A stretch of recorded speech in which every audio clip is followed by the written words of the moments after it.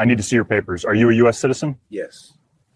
I was born in Mississippi in 1948.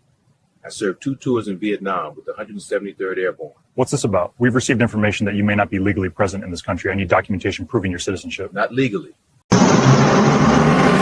Raymond Walker never thought he'd have to prove his American citizenship at 75 years old, standing outside a Veterans Affairs clinic where he just picked up his medication. He'd survived 2 tours in Vietnam, watched friends die in rice paddies, came home to a country that didn't want to acknowledge his sacrifice, and built a quiet life despite it all. Now, a Homeland Security investigations agent, responding to what would later be revealed as a malicious false report, was demanding papers from a decorated combat veteran in a strip mall parking lot. The surveillance cameras caught every moment of the confrontation that would expose how easily federal power could be turned against those who had given everything for their country. This is the story of how one man's refusal to be diminished, backed by irrefutable evidence of service and citizenship, would result in a $16.8 million reckoning. Before we continue, where are you watching from?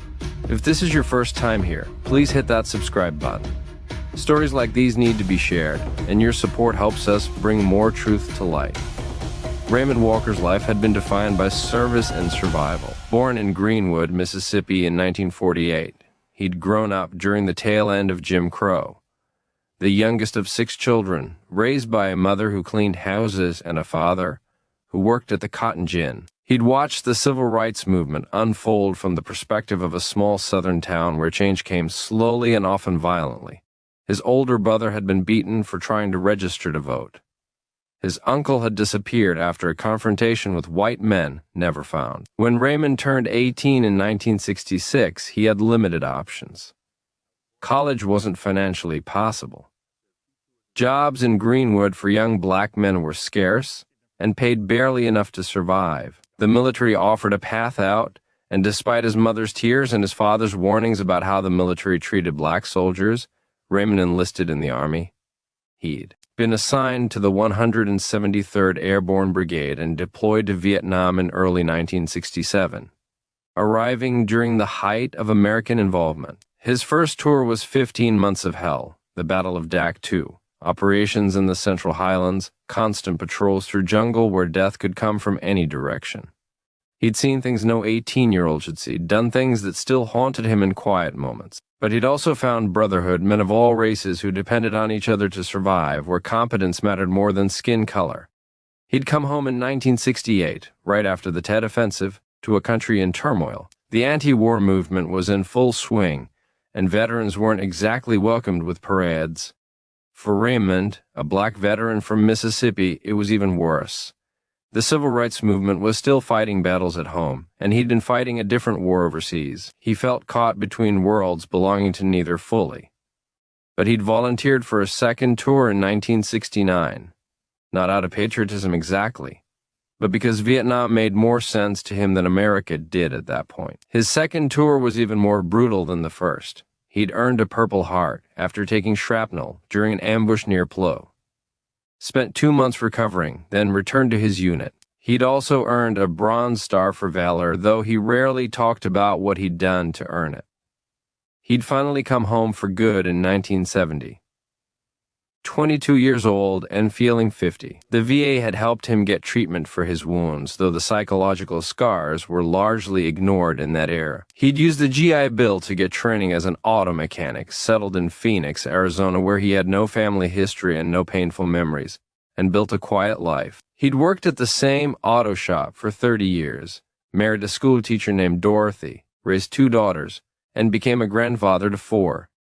Now at 75, he was retired. His wife had passed 3 years earlier, and his days were structured around doctors. Appointments at the VA, coffee with other veterans at the VFW hall, and helping his daughters with their kids. His body bore the marks of war and age, the limp from the shrapnel wound that still itched when it rained, the hearing loss from artillery, the nightmares that never completely went away. Tuesday, November 14th, 2023 started ordinarily enough. Raymond had an appointment at the VA clinic in North Phoenix to pick up his monthly prescription for blood pressure medication. and the pain medication he took for his leg.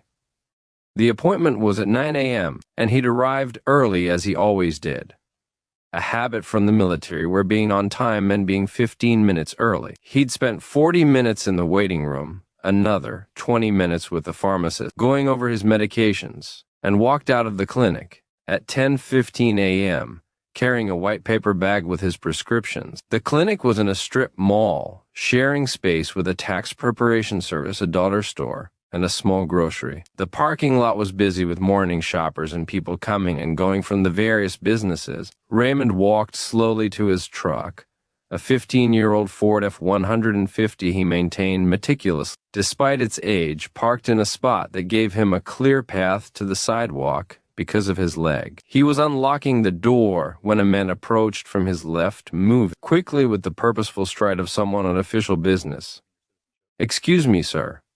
I need to speak with you." Raymond turned to find a white man in his mid-30s wearing business casual clothes, khakis, and a polo shirt with a badge clipped to his belt, and what looked like a service weapon visible on his hip. The man held up an identification wallet showing credentials for Homeland Security Investigations, a division of Immigration and Customs Enforcement. "I need to see your papers," Special Agent Kyle Morrison said, his voice carrying an edge of authority that expected immediate compliance.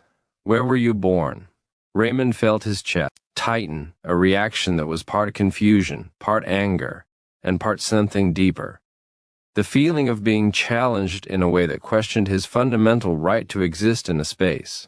But he kept his voice calm, the discipline of 75 years in military training controlling his response. "Son, I was born in Mississippi in 1948.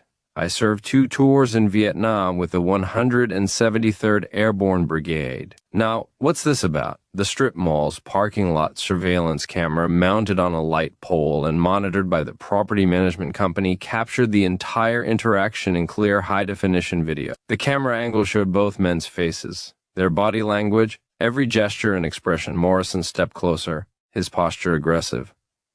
"Sir, we've received information that you may not be legally present in this country. I need documentation proving your citizenship. Birth certificate, passport, or naturalization papers. Not legally present." Raymond's voice rose slightly. 60 years of accumulated experiences with discrimination and disrespect bubbling up. "Boy, I was dodging bullets in the Myeong Delta while you were probably still in diapers. I've got shrapnel in my leg for my age rank. I've got a Purple Heart and a Bronze Star sitting on my mantle at home. What kind of documentation are you looking for? Should federal agents be allowed to demand proof of citizenship from citizens based solely on anonymous tips?" Comment below, because what happened in this parking lot exposes how service to country means nothing when bias decides who belongs. Morrison's face flushed, the camera capturing his reaction to Raymond's tone. "Sir, I'm a federal agent conducting an official investigation. I don't care about your military service. I care about your legal status in this country. Show me documentation right now, or you'll be detained for further investigation. Don't care about my military service." Raymond's voice was incredulous now, his legendary patience honed through decades of dealing with racism more subtle than this beginning to crack. "I fought for this country. I bled for this flag. I came home with pieces of metal in my body that still set off metal detectors. And you're standing here asking me to prove I'm American." A second vehicle pulled up. Another HSI agent emerging. Agent Sarah Chin approached, her body camera active, adding another angle to the surveillance footage that was recording everything.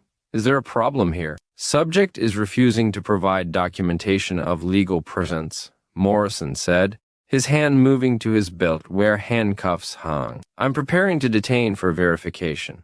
I haven't refused anything," Raymond said, his voice tight with controlled anger. "I told him I'm an American citizen. I told him I'm a Vietnam veteran. I don't carry my birth certificate around with me because I've never needed to prove I was born in this country. I've got my driver's license, my VA card, my military ID.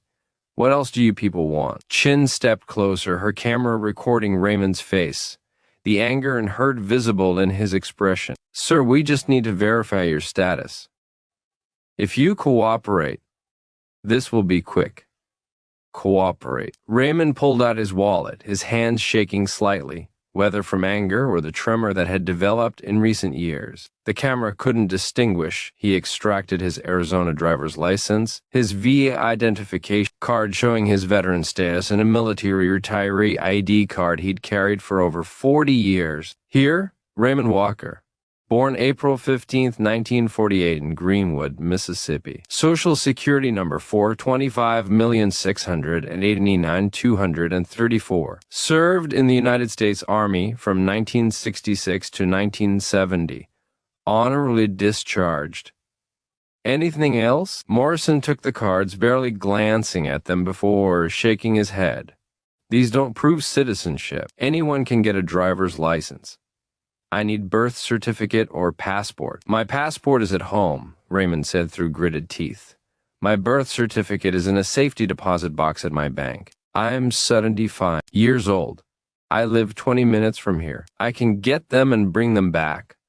Or you can call the VA and verify my entire history right now. That's not how this works, Morrison said. You're coming with us for processing and verification at our facility. The parking lot camera captured what happened next with perfect clarity. Morrison reached for Raymond's arm, intending to guide him toward their vehicle. Raymond, operating on instincts honed in combat and refined through a lifetime of refusing to be diminished, pulled his arm back sharply. Don't you put your hands on me, Raymond said, his voice carrying the authority of a man who had commanded respect in foxholes and firefights. I'm a United States citizen. I'm a combat veteran. I haven't committed any crime. You have no legal right to detain me. You're resisting a federal officer, Morrison said, reaching for his handcuffs. Turn around right now. Resisting. Raymond's voice rose to a shout, drawing attention from people across the parking lot. I'm exercising my rights as an American citizen. I fought for those rights. I watched men die for those rights. And you're trying to arrest me in a VA clinic parking lot for being black and walking to my truck. Several bystanders had stopped to watch. Phones out recording. The pharmacy tech from inside the VA clinic stepped outside, recognizing Raymond as a regular patient. An elderly white man, also a Vietnam veteran based on his ball cap, approached the scene. That's Ray Walker, the veteran called out, his voice sharp. He's a decorated combat veteran. What the hell are you doing to him? Morrison ignored the gathering crowd, grabbing Raymond's arm more forcefully. Raymond, despite his age and his leg, was still strong from decades of physical labor and military discipline. He pulled away again, stumbling slightly as his bad leg buckled. Chin moved to assist, and together they forced Raymond's hands behind his back. The parking lot camera captured it all. 2 federal agents subduing a 75-year-old combat veteran in a public parking lot, his VA medication bag falling to the ground, his military ID card scattered on the pavement.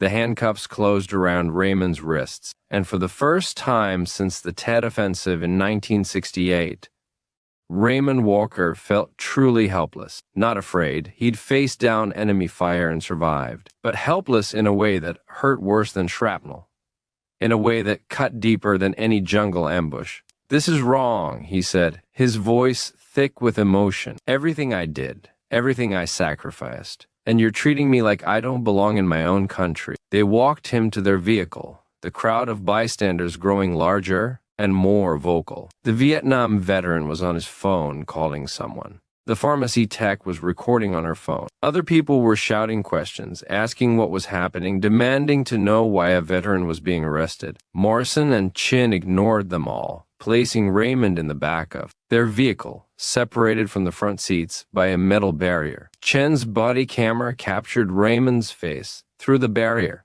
the tears streaming down his weathered cheeks, the disbelief and betrayal evident in his eyes. I killed people for this country, Raymond said, his voice barely audible.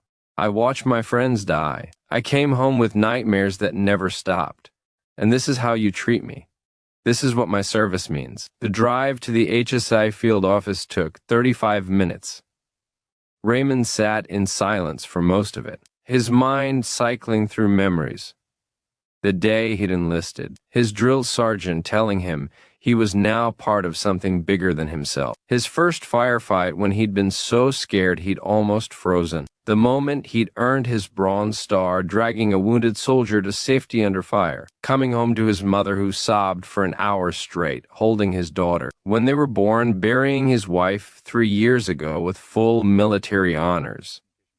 All of it felt meaningless now, cheapened by sitting in the back of a federal vehicle with handcuffs on his wrists. At the field office, they processed him like any other detainee. Fingerprints, fingers that had pulled triggers in Vietnam, that had held dying men that had worked on car engines for 30 years. Photos, a mug shot of a decorated combat veteran.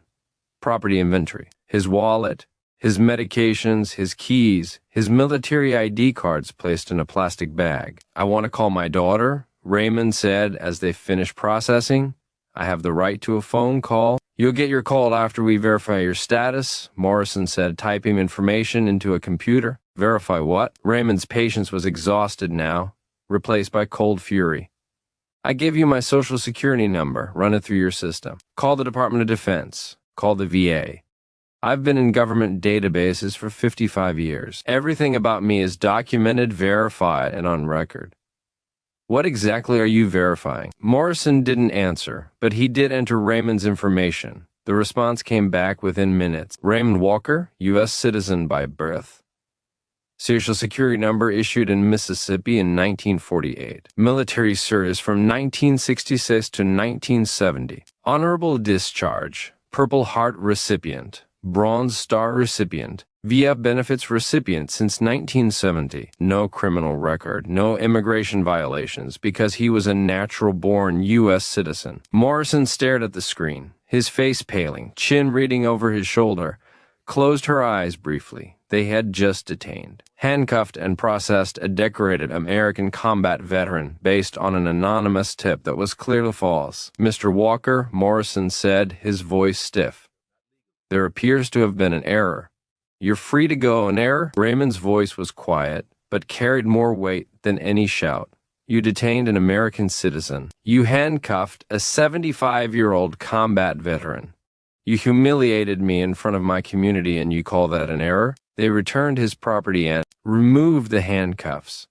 Raymond rubbed his wrists, the skin red and irritated, and looked at both agents with an expression that made them avoid his eyes. "I want to know what information you received that made you think I was an American," Raymond said. "I want to know who reported me and what they said, and I want it in writing." Morrison hesitated, then printed out the complaint that had triggered the investigation. Raymond read it, his hands shaking with rage. Anonymous caller had reported suspicious foreign-looking male at the VA clinic, claiming he didn't sound American and might be using false documents to access VA benefits. No name, no specific evidence, just foreign-looking and didn't sound American. "Foreign-looking," Raymond repeated, his voice dripping with contempt. "I'm a black man in America, and someone decided that made me foreign. And you responded without question, without verification, without any actual investigation. You just saw a black man and assumed the anonymous racist was right.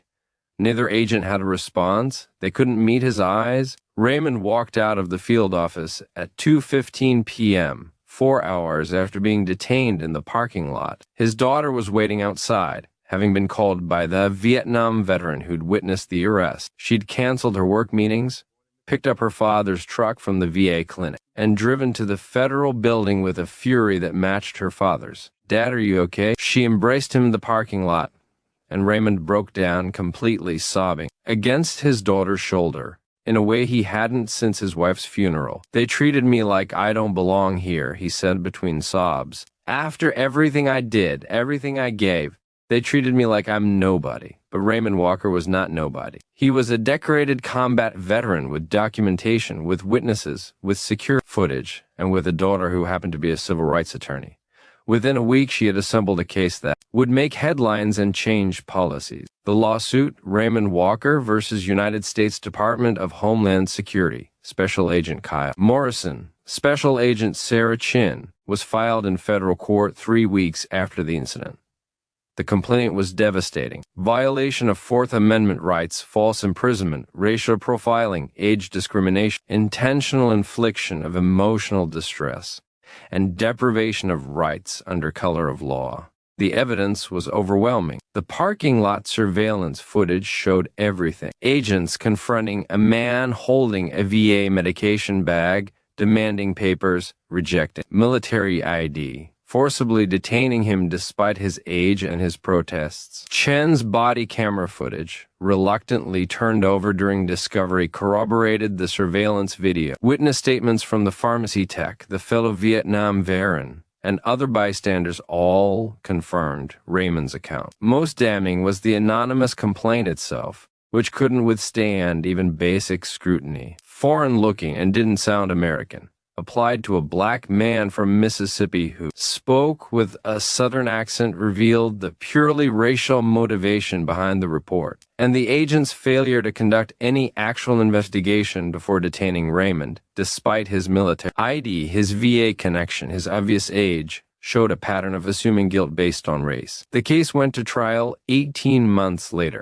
The federal courthouse was packed daily with veterans organizations, civil rights groups, and media covering every moment. Raymond testified for 2 full days, walking the jury through his life. Growing up in Jim Crow, Mississippi, enlisting to escape poverty, surviving Vietnam, coming home to a country that didn't appreciate his sacrifice, building a quiet life, and then being detained at 75 for the crime of being black in a parking lot. I've carried shrapnel in my leg for 54 years, he told the jury, his voice breaking. Every morning I wake up, I feel it. Time it rains, I'm reminded that I bled for this country. I've got nightmares about things I saw and did in Vietnam. I've lost friends whose names are on a wall in Washington. And after all that, an anonymous racist makes a phone call and federal agents decide I need to prove I'm American. Tell me, what else could I have done? What else could I have been? How many more times do I have to prove I belong? His daughter testified about finding her father sobbing outside the federal building, about the change in him after the detention, about the proud man who had raised her being diminished in his own eyes. Military records specialists testified about Raymond's service, his decorations, his honorable discharge. Constitutional law experts testified about the Fourth Amendment violations, the lack of probable cause, the illegal detention, and the surveillance footage played in the courtroom over and over, showing a decorated combat veteran being treated like a criminal in the country he'd fought to defend. The jury deliberated for 9 hours. When they returned, their verdict was unanimous: guilty on all counts. The damages award was extraordinary. $16.8 million total. $5.3 million in compensatory damages for emotional distress, false imprisonment, and violation of constitutional rights. $11.5 million in punitive damages, calculated to send an unmistakable message about the cost of racial profiling and the violation of veterans' dignity. Raymond sat quietly as the verdict was read, his daughters on either side of him, veterans filling the courtroom behind him. When the amount was announced, he didn't celebrate. He simply nodded. A soldier acknowledging a mission completed. Both agents were terminated. The supervisor, who had failed to question the obviously flawed anonymous complaint, was demoted. HSI announced sweeping policy changes, mandatory verification of anonymous complaints before enforcement action, requirements to accept military ID as valid identification, training on bias and veterans' rights, prohibition on detaining individuals at VA facilities without extraordinary justification. Raymond donated a significant portion of his settlement to veterans organizations and civil rights groups. He became a speaker at military events and civil rights conferences, telling his story not with bitterness, but with the determination that it wouldn't happen to others. The parking lot surveillance footage became required viewing in federal law enforcement training, a stark example of how racial profiling operates and the human cost of assuming someone doesn't belong based on their appearance. And in Phoenix, Arizona, Raymond Walker returned to his quiet life, but with something restored that had been taken from him in that parking lot. The certainty that his service mattered, that his citizenship was unassailable, and that even at 75, a combat veteran could fight one more battle and win. If you believe military service should mean something, that veterans deserve respect, not detention, and that citizenship isn't determined by how someone looks or sounds. Hit that subscribe button and turn on notifications. Because stories like Raymond's remind us that the fight for dignity and justice doesn't end with one victory. It requires constant vigilance and the courage to stand up when authority oversteps its bounds.